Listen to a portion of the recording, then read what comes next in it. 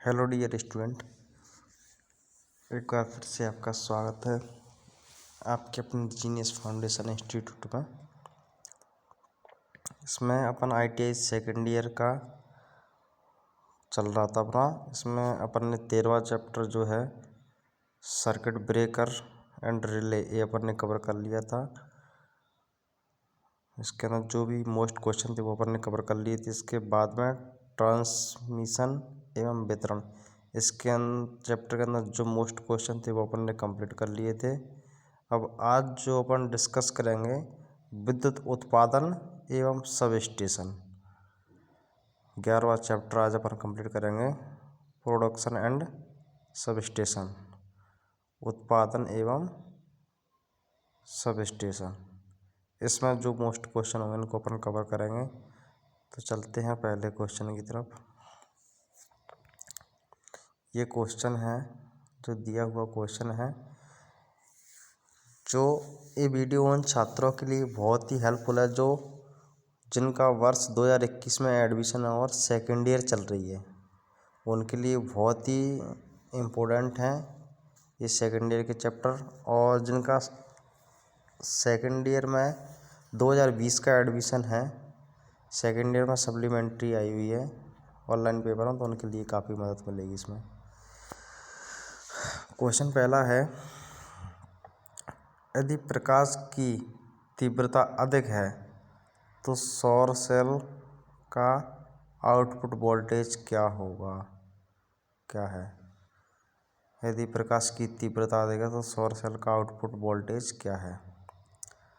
Option A में है cell में कोई आउटपुट नहीं, आउटपुट वोल्टेज बढ़ जाता है, तो यही इसका बी करेक्ट आंसर हो जाएगा, आउटपुट वोल्टेज बढ़ जाता है। अब यहाँ पर इससे जुड़ा हुआ क्वेश्चन याद कर लेते हैं।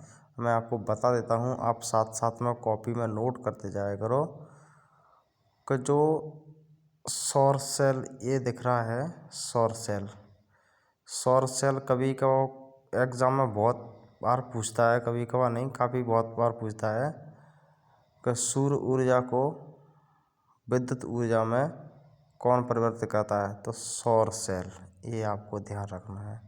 सूर्य ऊर्जा को विद्युत ऊर्जा में, तो सौर सेल, ये आपको ध्यान रखना है। तो जैसे जैसे सौर सेल पर सूर्य की रोशनी पड़ती है तो उस पर आउटपुट वोल्टेज बढ़ जाता है। ठीक, नेक्स्ट क्वेश्चन की तरफ चलते हैं। ये दिया है, हाइड्रो इलेक्ट्रिक पावर प्लांट योजनाबद्ध व्यवस्था के घटक में एक्स को नाम दें। ये आपको दिख रहा होगा, ये क्या है? हाइड्रो इलेक्ट्रिक पावर प्लांट मतलब thermal power. Hydro electric power plant मतलब पानी के द्वारा बिजली बनती है इसमें। तो जो एक्स से जो दर्शाया गया है, इसको क्या बोलते हैं? इसको बोलते हैं सर्ज टैंक। कौन सा? Surge tank. बी इसका करेक्ट आंसर हो जाएगा। नेक्स्ट क्वेश्चन चलते हैं, ऊर्जा का प्राकृतिक स्रोत कौन सा है? तो ऊर्जा का प्राकृतिक स्रोत कौन सा है? तो सूर्य ऊर्जा का प्राकृतिक स्रोत होता है, ये आपका करेक्ट आंसर हो जाएगा। नेक्स्ट क्वेश्चन में चलते हैं, परमाणु विखंडन के दौरान उत्पन्न होने वाली रेडियो सक्रियकरणों का क्या प्रभाव होता है? ये में दिया रिएक्टरों को नुकसान पहुंचाता है, स्वास्थ्य को खतरा करता है, विखंडन प्रक्रिया को कम करता है, भयंकर गर्मी प्रदान करता है। बी इसका करेक्ट आंसर हो जाएगा। ये क्या करता है? स्वास्थ्य को खतरा करता है। परमाणु विखंडन के दौरान, परमाणु विखंडन इसके द्वारा बिजली बनती है, तो स्वास्थ्य को खतरा होता है। परमाणु विखंडन, जब परमाणु का विखंडन होता है, टूटते हैं, तो स्वास्थ्य को खतरा होने की संभावना रहती है। नेक्स्ट क्वेश्चन में देखते हैं, पानी से बहने वाली स्थितिज ऊर्जा को बिजली उत्पन्न करने के लिए गतिज ऊर्जा के रूप में कैसे परिवर्तित किया जाता है? पानी से बहने वाली स्थितिज ऊर्जा को बिजली उत्पन्न करने के लिए गतिज ऊर्जा के रूप में कैसे परिवर्तित किया जाता है? अधिक मात्रा में पानी भंडारण करने से, बी में पानी की नहर से सर्ज टैंक का उपयोग करके अल्ट्रा ड्राइव करने के लिए पॉइंट टरबाइन का उपयोग करके पेनस्टॉक के माध्यम से उच्च हेड बनाकर, डी इसका करेक्ट आंसर हो जाएगा। तो पानी के से बहने वाली स्थितिज ऊर्जा को, पानी से जो पानी के अंदर जो ऊर्जा रहती है वो स्थितिज ऊर्जा रहती है, उसको गतिज ऊर्जा में कैसे परिवर्तित करते हैं बिजली बनाने के लिए, तो पेनस्टॉक के द्वारा। डी आपका करेक्ट आंसर हो जाएगा। नेक्स्ट क्वेश्चन में चलते हैं। परमाणु ऊर्जा स्टेशन में परमाणु विखंडन के लिए प्रयुक्त परमाणु सामग्री का क्या नाम है? क्या नाम है? तो बी इसका करेक्ट आंसर हो जाएगा थ्योरियम। थ्योरियम क्या करता है? परमाणु का विखंडन करने में सहायता करता है। जैसे परमाणु का विखंडन होता है तो ऊर्जा उत्पन्न होती है, जिससे अपन विद्युत ऊर्जा बना लेते हैं। थ्योरियम इसका करेक्ट आंसर हो जाएगा। अब है स्टीम शक्ति संयंत्र में एयर फ्री हीटर का क्या कार्य है? स्टीम शक्ति संयंत्र मतलब, स्टीम मतलब क्या होता है कि जो भाप के द्वारा बिजली बनती है। क्या होता है, बड़ी बड़ी भट्टियाँ होती हैं जिसमें पानी को गर्म किया जाता है और उस गर्म पानी से जो भाप निकलती है उसको बोलते हैं स्टीम। उस भाप को एक टैंक के अंदर स्टोर कर लेते हैं, फिर इसको टरबाइन पर छोड़कर वो बनाते हैं। तो क्वेश्चन हमारा ये है कि स्टीम शक्ति संयंत्र में मतलब थर्मल पावर प्लांट में जो एयर फ्री हीटर रहता है उसका क्या काम रहता है? एयर फ्री हीटर तो इकोनोमाइजर को गर्म हवा की पूर्ति, फ्लो गैसों से गर्मी निकालना और वायु गैस को गर्म करना। डी इसका करेक्ट आंसर हो जाएगा। तो एक और एयर फ्री हीटर क्या करता है? फ्लो गैसों से गर्मी निकालता है और आगत वायु को गर्म करता है। नेक्स्ट क्वेश्चन में है,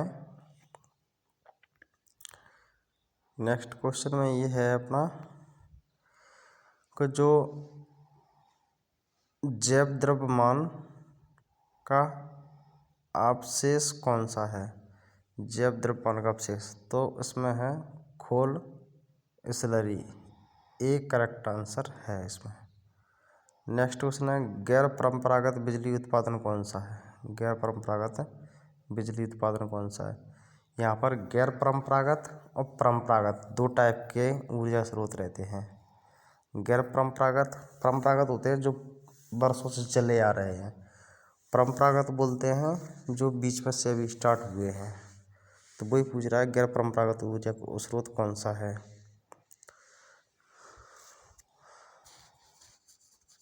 तो पवन चक्की सी इसका करेक्ट आंसर है। ये क्या है? परंपरागत, गैर परंपरागत बिजली उत्पादन कौन सा है? तो पवन चक्की बिजली उत्पादन। जे ध्यान दे लेना, गैर परंपरागत ऊर्जा स्रोत है और इसको नवीनीकरण वो गैर परंपरागत ऊर्जा स्रोत। अच्छे से ध्यान रखना, गैर परंपरागत ऊर्जा कौन सा? पवन चक्की बिजली उत्पादन। गैर परंपरागत बिजली उत्पादन का क्या फ़ायदा है? तो इससे क्या आता है? गैर परंपरागत पवन चक्की है तो पवन चक्की से क्या होगा? वायु प्रदूषण वगैरह ये घटक प्रदूषण नहीं फैलता। तो डी इसका करेक्ट आंसर हो जाएगा। अब आता है पारंपरिक बिजली उत्पादन कौन सा है? पहले था गैर परंपरागत और इसमें पूछ रहा पारंपरिक बिजली उत्पादन कौन सा है? जो परंपरा चली आ रही है, काफ़ी पुराना पहले से ही है। परंपरागत बिजली उत्पादन कौन सा है? तो पवन शक्ति उत्पादन, ज्वारीय शक्ति उत्पादन, सौर शक्ति उत्पादन, ऊष्मीय शक्ति उत्पादन, यानी कि थर्मल पावर जनरेशन। तो ये क्या है? कोयले के द्वारा बिजली बनती है इसमें थर्मल पावर प्लांट में। तो कोयला क्या है? बहुत पहले से ही चला आ रहा है, मतलब परंपरा चली आ रही है कोयले से बिजली की। तो ऊष्मीय शक्ति उत्पादन। डी इसका करेक्ट आंसर हो जाएगा। अब है फोटोवोल्टाइक सेल बनाने के लिए प्रयुक्त सामग्री का नाम क्या है? Photovoltaic cell. यहाँ पर भी क्वेश्चन आ जाता है कि सूर्य ऊर्जा को विद्युत ऊर्जा में परिवर्तित कौन करता है? तो फोटोवोल्टाइक सेल। ये भी ध्यान रखना है। तो इसको फोटोवोल्टाइक सेल के द्वारा बनाया जाता है। इसका ए करेक्ट आंसर है सिलिकॉन। नेक्स्ट क्वेश्चन में चलते हैं, परमाणु संयंत्र का मुख्य नुकसान क्या है? जो परमाणु संयंत्र होता है इसका मुख्य नुकसान क्या है? तो इसका जो करेक्ट आंसर हो जाएगा, ए में दिया है कचरे का निपटान, रनिंग, बी में दिया रनिंग, खर्च ज़्यादा। इसका करेक्ट आंसर ए वाला है, कचरे का निपटान। जे क्या है, परमाणु संयंत्र का मुख्य नुकसान। परमाणु संयंत्र में नुकसान होता है, कचरे का निपटान होता है, इसमें कचरा ज़्यादा हो जाता है। ऊंचे हेड वाले हाइड्रो इलेक्ट्रिक पावर प्लांट, मतलब जो बांध के द्वारा जो बिजली बनाई जाती है, बांध से हाइड्रो इलेक्ट्रिक मतलब पानी के द्वारा जो बिजली बनाई जाती है। तो ऊंचे हेड वाले मतलब बांध की बात चल रही है जिसमें पानी भरा रहता है। ऊंचे हेड वाले इलेक्ट्रिक पावर प्लांट में किस प्रकार की टरबाइन उपयोग की जाती है? तो इसमें जो टरबाइन उपयोग की जाएगी वो जैसे कपलान टरबाइन, आवेग टरबाइन, फ्रांसिस टरबाइन, प्रतिक्रिया टरबाइन, ये टरबाइनों के नाम है। लेकिन वो पूछ रहा है कि ऊंचे हेड वाले हाइड्रो इलेक्ट्रिक पावर में, तो आवेग टरबाइन इसमें उपयोग की जाएगी। 20 का करेक्ट आंसर हो जाएगा। नेक्स्ट क्वेश्चन की तरफ चलते हैं कि एक गैर परंपरागत ऊर्जा स्रोत कौन सा है? गैर परंपरागत ऊर्जा स्रोत कौन सा है? देखो, लिग्नाइट मतलब ये क्या होता है, कोयला परंपरागत में आता है। डी में क्या है, चूर्णित कोयला। लिग्नाइट भी कोयला होता है, जो चूर्णित कोयला है, दोनों परंपरागत में आता है। अब सूरज की किरणें बची, संग्रहित पानी बचा, तो सूरज की जो किरणें हैं वो गैर परंपरागत में आ जाएंगे। 20 का करेक्ट आंसर है। तो गैर परंपरागत ऊर्जा स्रोत कौन सा है? सूरज की किरणें। इसमें काफ़ी कन्फ्यूज होंगे, तो परंपरागत और गैर परंपरागत इसको नोट कर लेना, कौन से परंपरागत है कौन से गैर परंपरागत है।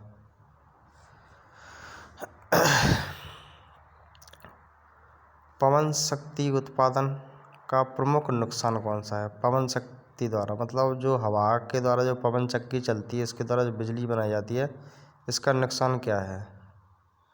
तो प्रदूषण का असर ज़्यादा है, तो इसमें प्रदूषण का तो कोई रोल ही नहीं है। उच्च तकनीकी की आवश्यकता, इसमें ज़्यादा कोई तकनीकी लगती ही नहीं है। संयंत्र उत्पादन अधिक जटिल है, कोई वो नहीं है इसमें, पंखड़ी लगा दो बस। तो इसका जो करेक्ट आंसर हो जाएगा डी हो जाएगा, क्योंकि पवन शक्ति उत्पादन का प्रमुख नुकसान यही है कि उसमें जैसी हवा ज़्यादा चलेगी तो वोल्टेज ज़्यादा बनेगा, हवा कम होगी तो वोल्टेज कम बनेगा। मतलब ऊर्जा नियत है और स्थिर नहीं है, कभी स्थिर नहीं है, क्योंकि हवा के हिसाब से वोल्टेज बनता है, कम ज़्यादा हवा चलती है उसी हिसाब से होता रहता है। ठीक, नेक्स्ट क्वेश्चन है, ज्वारीय शक्ति स्टेशन में बैराज का उद्देश्य क्या है? ज्वारीय शक्ति जानते हो ये क्या होती है कि समुद्र टाइप का कुछ ऐसा होता है जहाँ बिजली बनती है। समुद्र में जो लहरें वगैरह निकलती हैं खाड़ियों में जो, तो वहाँ पर होता है बिजली बनाई जाती है ये वाली। तो खाड़ी में प्रवेश द्वार पर पानी को नियंत्रण करना, सी इसका करेक्ट आंसर हो जाएगा। तो ध्यान रखना, ज्वारीय शक्ति स्टेशन में, ज्वारीय मतलब जो जहाँ पर खाड़ी वगैरह होती हैं और समुद्र के आसपास के जो क्षेत्र हैं वहाँ जो बनती, तो बैराज लगा होता है।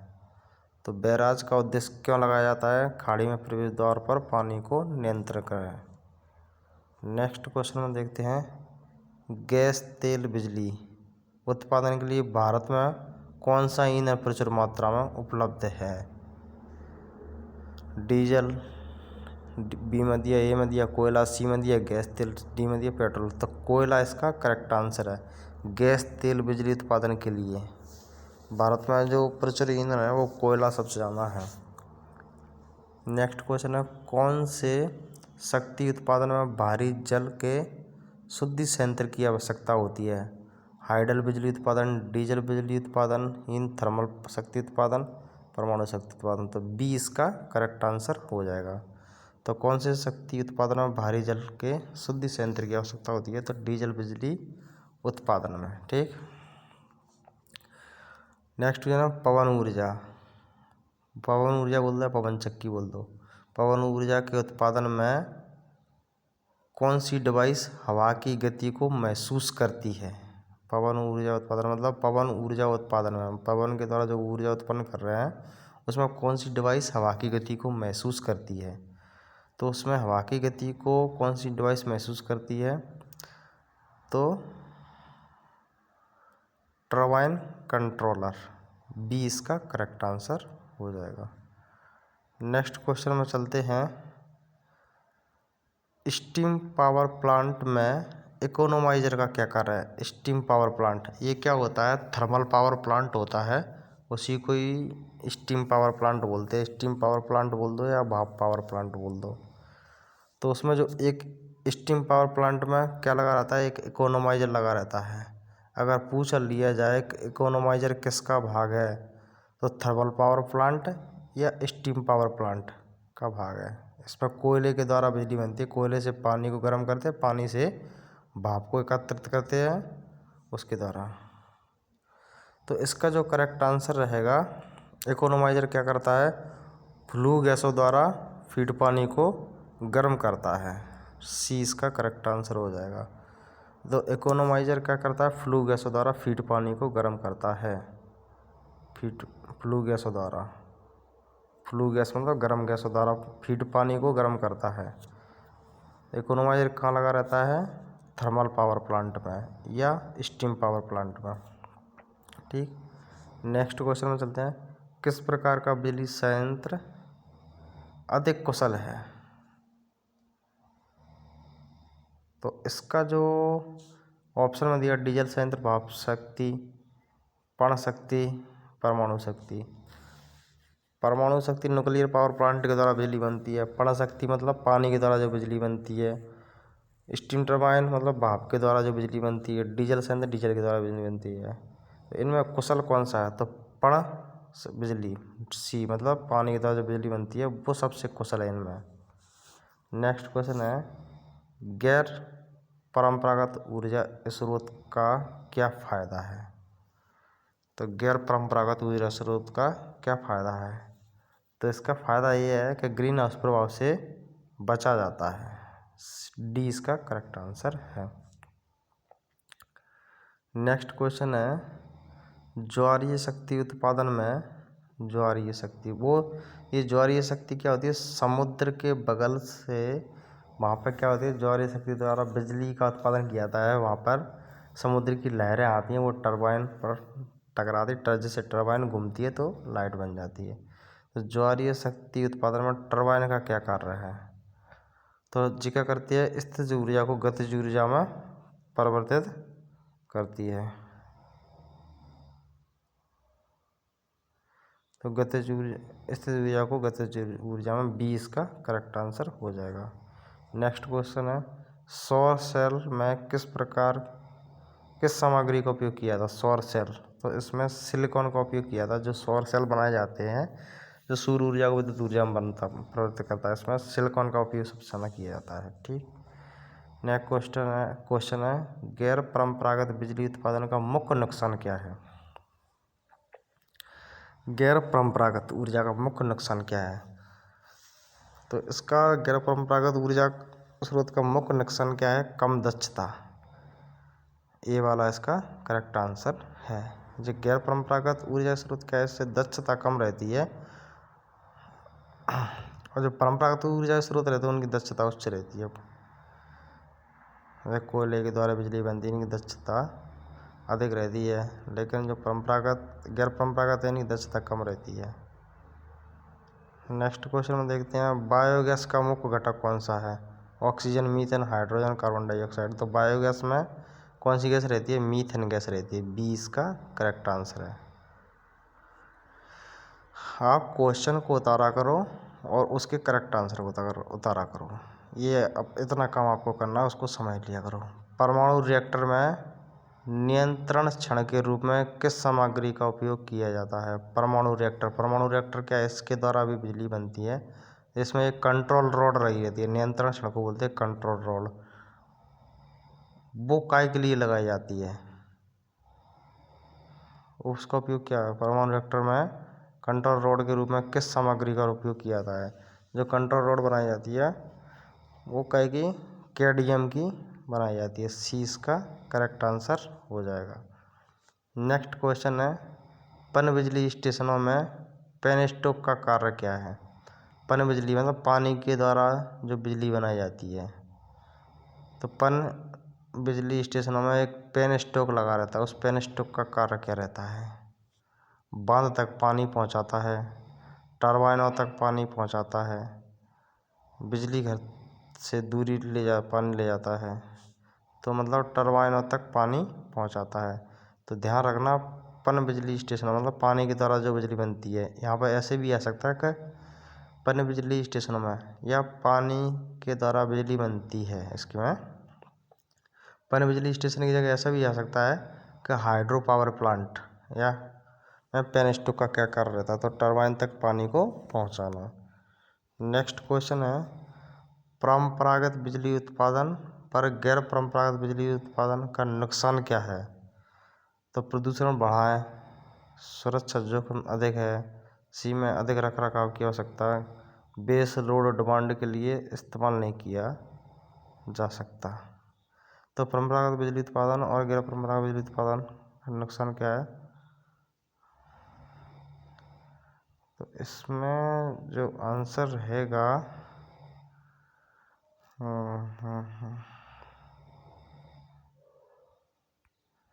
डी इसका करेक्ट आंसर है। बेस लोड डिमांड के लिए इस्तेमाल नहीं किया जाता।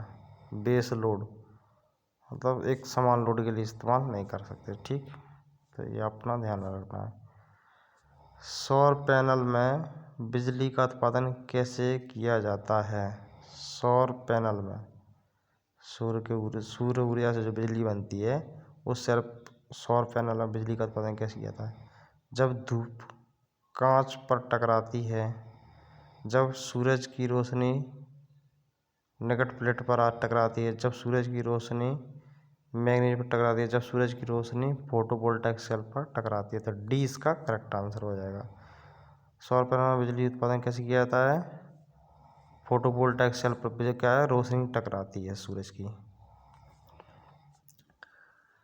स्टीम पावर स्टेशन में बॉयलर का उद्देश्य क्या है? जो थर्मल पावर प्लांट लगता है, थर्मल पावर जहाँ कोयले के द्वारा बिजली बनती है, उस कोयले से क्या करते हैं, पानी को गर्म किया जाता है, फिर भाप को इकट्ठा किया जाता है। तो उसमें जो बॉयलर रहता है, थर्मल पावर प्लांट का एक भाग होता है बॉयलर। उस बॉयलर के अंदर क्या करते हैं, पानी को गर्म करके भाप बनाते हैं उसमें।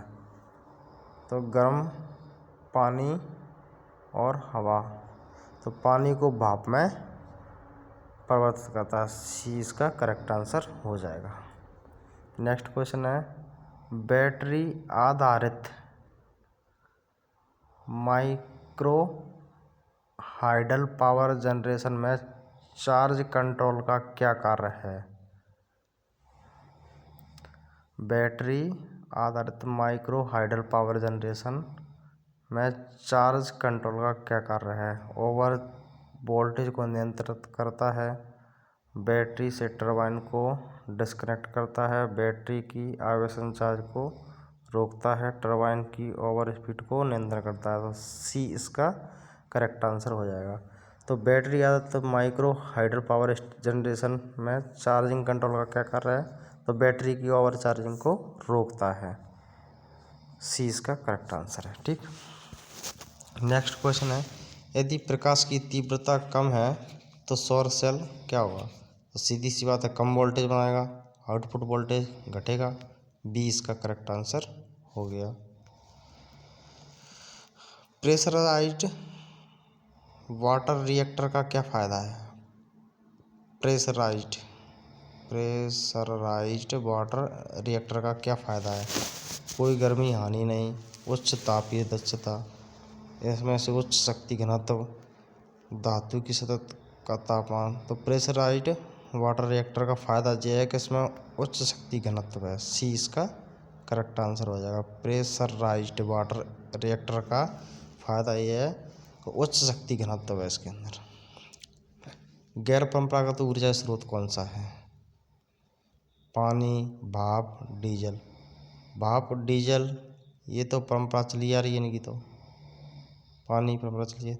तो हवा जो है वो कैसा है? गैर परंपरागत ऊर्जा स्रोत है। अच्छे से ध्यान रखना है। इनमें डीजल, भाप, पानी ये क्या है? परंपरागत ऊर्जा स्रोत है। डीजल भी परंपरागत ऊर्जा स्रोत है।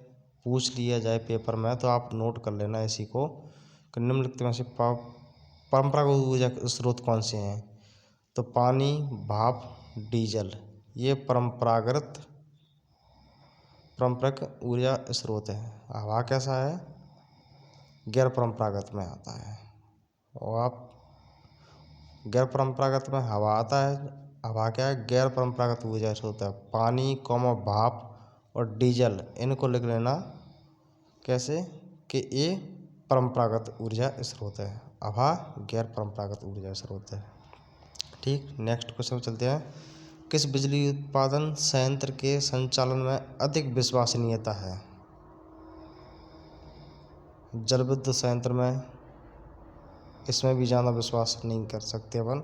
डीजल शक्ति संयंत्र में, इसमें भी ज़्यादा विश्वास नहीं। परमाणु शक्ति संयंत्र, ताप विद्युत शक्ति संयंत्र, सी वाला इसका करेक्ट आंसर हो जाएगा, क्योंकि ये सबसे ज़्यादा विश्वसनीय रहता है बिजली उत्पादन संयंत्रों में। जितने बिजली उत्पादन संयंत्र हैं उसमें सबसे ज़्यादा विश्वसनीय रहता है परमाणु शक्ति संयंत्र। ठीक, अगला और लास्ट क्वेश्चन है। स्टीम पावर प्लांट में किस घटक का उपयोग फ्लू गैस से फीड पानी को गर्म किया जाता है? ये क्वेश्चन पहले भी निकल चुका था, इससे घुमा फिरा के क्वेश्चन है, तो बी इसका करेक्ट आंसर हो जाएगा, इकोनोमाइज़र। इकोनोमाइज़र क्या करता है? स्टीम पावर प्लांट मतलब कोयले के द्वारा जो बिजली बन रही है उसकी बात चली है। किस घटक का उपयोग फ्लू गैस से फीड पानी को गर्म करते हैं? तो इकोनोमाइज़र से क्या होता है? फ्लू गैसें निकलती हैं। अगर पेपर में ऐसे भी पूछा जाए कि जो स्टीम पावर प्लांट में जो फ्लू गैसें निकलती है वो कहाँ से निकलती हैं? तो इकोनोमाइज़र से फ्लू गैसें निकलती हैं, जो क्या करती है? फीड पानी को गर्म करने में सहायता करती हैं। तो उम्मीद करता हूँ कि आपको कुछ समझ में आया होगा। तो मेरा उन छात्रों से निवेदन है जो सेकेंड ईयर में हैं, जिनका वर्ष 2021 में एडमिशन है, फर्स्ट ईयर कंप्लीट हो चुकी है और सेकेंड ईयर में चल रहे हैं, तो वो उनके लिए काफ़ी इम्पोर्टेंट है। और जिनका एडमिशन वर्ष 2020 में है और जिनकी सप्लीमेंट्री आई हुई है सेकेंड ईयर के थ्योरी वाले पेपर में, तो उनके लिए काफ़ी इम्पोर्टेंट है। तो आप व्यवस्थित तरीके से इनको पढ़ते रहा करो, इससे आपको एग्ज़ाम में बहुत मदद मिलेगी। मैं 100% गारंटी के साथ कह सकता हूँ कि आप इन वीडियो को पढ़ते सुन लोगे तो आप पास हो जाओगे, वो भी अच्छी परसेंटेज से। तो आज के लिए इतना ही काफ़ी है। जय हिंद, जय भारत।